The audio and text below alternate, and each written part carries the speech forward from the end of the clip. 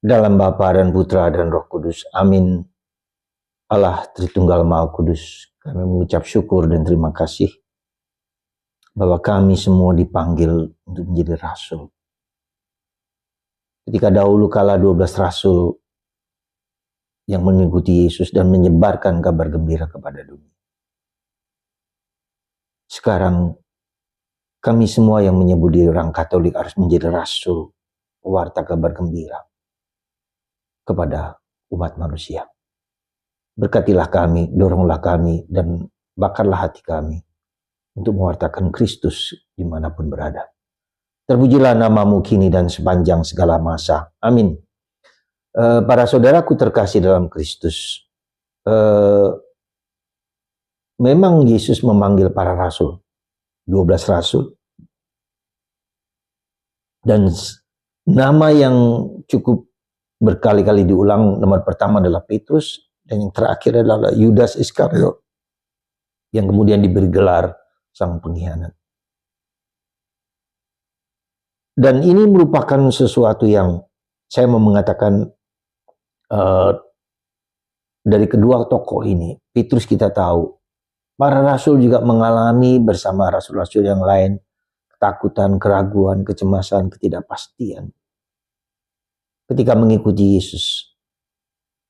Dan karena mereka mempunyai keinginan, kerinduan, harapan mereka masing-masing terhadap Yesus. Dan itu dialami oleh para murid semua.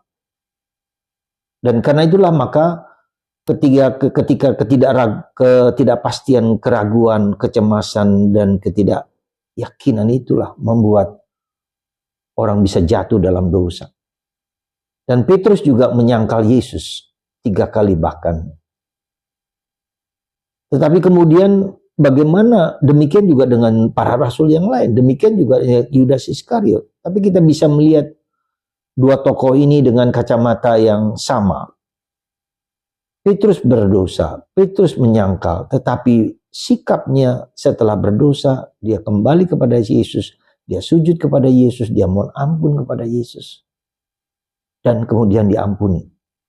Maka ketika Yesus bertanya kepada Petrus, apakah engkau mencintai aku? Sampai 3 kali. Disitulah Petrus kemudian diterima oleh Yesus. Ya. Bahkan ketika dia mewartakan kabar gembira ke Roma, ke Italia, di markas besar kerajaan Roma yang besar itu. Ketika Petrus sudah hampir kecewa karena pelayanannya tidak berhasil, dia mau kembali ke Yerusalem, ke Israel, dan bertemu dengan Yesus. Quo vadis Domini? Mau kemana engkau Tuhan, kata Petrus kepada Yesus. Aku mau kembali ke Roma. Dan Petrus tersentuh dengan itu, dan dia kembali ke Roma, dan dia mati dengan salib terbalik. Dan dimakamkan di bawah altar Santo Petrus sekarang ini. Tetapi bagaimana dengan Yudas yang melakukan hal yang sama dengan Yesus? Terhadap Yesus. Dia menjual Yesus dengan uang yang dia terima dari para pemimpin agama. Seandainya, sekali lagi seandainya Yudas Iskariot datang kepada Yesus dan mohon ampun, dalam hati saya yang terdalam, saya bisa mengatakan bahwa Yesus menerima pertobatan Yudas Iskariot. Dan itu tidak terjadi. Maka saudaraku, bagaimana kita mengalami, menyikapi, bersikap terhadap godaan-godaan, terhadap segala tantangan-tantangan. Ya. Menerima Yesus, mohon ampun dengan Yesus, atau kemudian putus asa, kecewa, dan terjadi pada Yudas Iskariot, bunuh diri, kecewa, putus asa. Nah, saya kira perjalanan pengalaman seperti ini yang saya kira menjadi cara kita menghadapi segala penderitaan, segala salib, segala problem kehidupan, segala keraguan, segala ketidakpastian.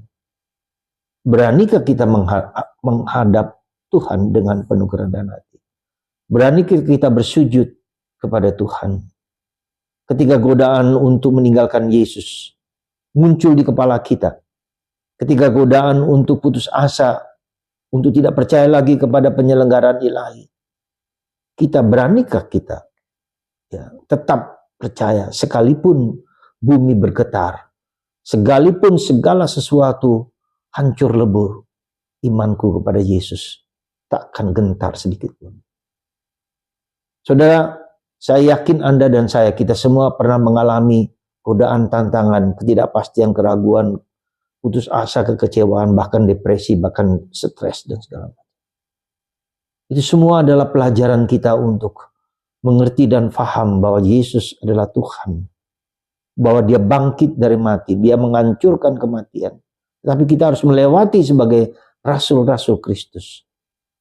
Rasul tidak hanya para rasul seluruhnya. Memang benar ada paus, uskup, kardinal, imam, biarawan, biarawati yang secara khusus hidup bersama Yesus untuk membaktikan, mewartakan kabar gembira kepada segala bangsa. Tetapi Anda awam semua dan kita semua yang zaman sekarang membutuhkan suatu keberanian, suatu pengalaman akan Allah, diutus untuk mewartakan Kristus dalam pekerjaan, dalam perbuatan, dalam tindakan, dalam kata-kata. Dan itu tugas Anda semua. Maka di tempat ini saya berdoa kepada Anda yang mendengarkan untuk memiliki satu hal penting di dalam pelayanan perutusan, yaitu siapa? Roh Kudus. Mohonlah Roh Kudus melalui Bunda Maria. Bunda Maria mempelai Roh Kudus. Bangkitkanlah Roh Kudus dalam hatiku untuk mewartakan buah-buah roh, buah-buah cinta, terang kehidupan, iman, harapan, kasih, pengampunan, maaf, nilai-nilai positif yang tinggi, yang terang, positif. Bukan nilai-nilai kegelapan, buta, gelap, kebodohan, kebencian, dosa, kecabul, iri hati, dengki, marah, malas. Tapi yang positif, buah-buah roh ini. Dan itu kita bagikan kepada orang lain. Menjadi rasul, katakan Yesus memberkati para rasul, melengkapi para rasul, dan memberikan roh untuk bisa mengusir kuasa kegelapan. Semoga kuasa Roh Kudus ini mengurapi kita semua, kita semua sudah diurapi. Berkat sakramen permandian, berkat sakramen penguatan, mungkin Anda berkat sakramen pernikahan dan saya sebagai sakramen imamat. Kita semua sudah diurapi.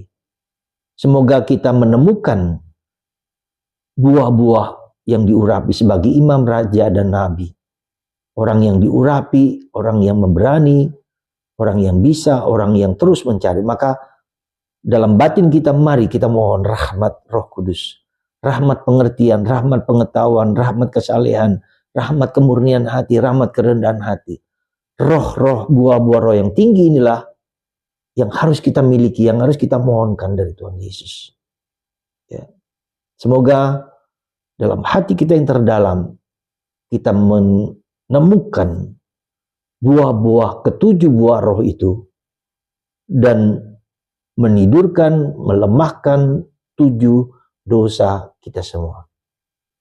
Tidak perlu kita mengalahkan ketujuh dosa, tapi kita membangkitkan buah-buah roh ini semakin tinggi, semakin kuat, semakin mengakar dalam diri kita. Dan pada waktunya, kasih inilah menutupi segala kelemahan, seperti kata Paulus. Tuhan memberkati Anda, dan Tuhan mengilhami Roh Kudus kepada Anda semua untuk memiliki roh pengetahuan, roh hikmat, dan roh kebijaksanaan. Bapa, Putra, dan Roh Kudus. Amin.